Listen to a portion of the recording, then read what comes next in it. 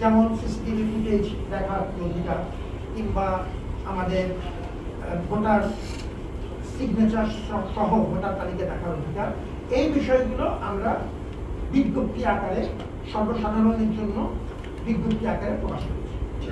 জি, আমাদের মূলত এই তথ্যের গ্যাপ, যার কারণে অস্পষ্টতা তৈরি হয়েছে এবং যার কারণে আপনার আমার মতো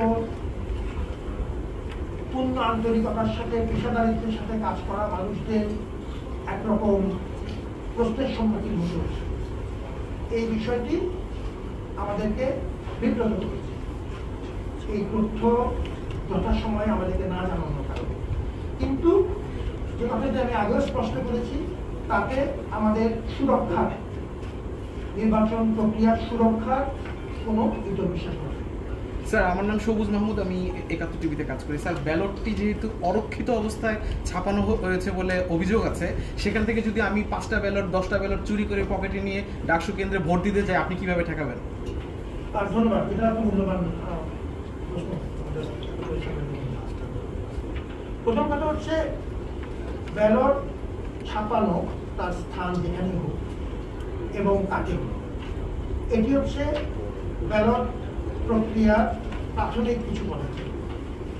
সুরক্ষা পর্ব কমপক্ষে 5 স্তর, কোনো কোনো ক্ষেত্রে 6 স্তর বিশিষ্ট।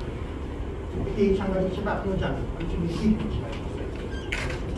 স্ক্যান করা, কোড আরোপ করা, কোডের সাথে মেশিনের কম্প্যাটিবিলিটি দেখা, তারপরে সেটিকে মেশিন রিডেবল করা, প্রিটেস্ট করা, প্রিটেস্ট করার পরে সিল দ্বারাকৃত খামে সেগুলো আমাদেরকে সিগনেচার সহ আমরা মুছে নেব। এরপর আমাদের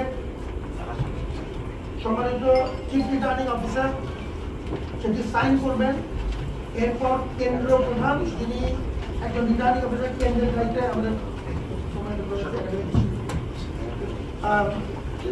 কেন্দ্রের দায়িত্ব থাকেন, তিনি সিগনেচার করে বুঝে নেওয়ার পরে ওই 5 বা 6 স্টেপ কমপ্লিট হলেই তখনই শুধুমাত্র এটি ব্যবহারযোগ্য হবে। অতএব এখানে কেউ পকেটে নিয়ে কেন্দ্রে যাওয়া বা এটি ব্যবহার করার কোনো সুযোগই নেই। স্যার, আমি আমজাদ, আমি কালবেলায় কাজ করি। আমি কষ্ট দিয়ে আমার প্রধান নির্বাচন কমিশনার তালিকা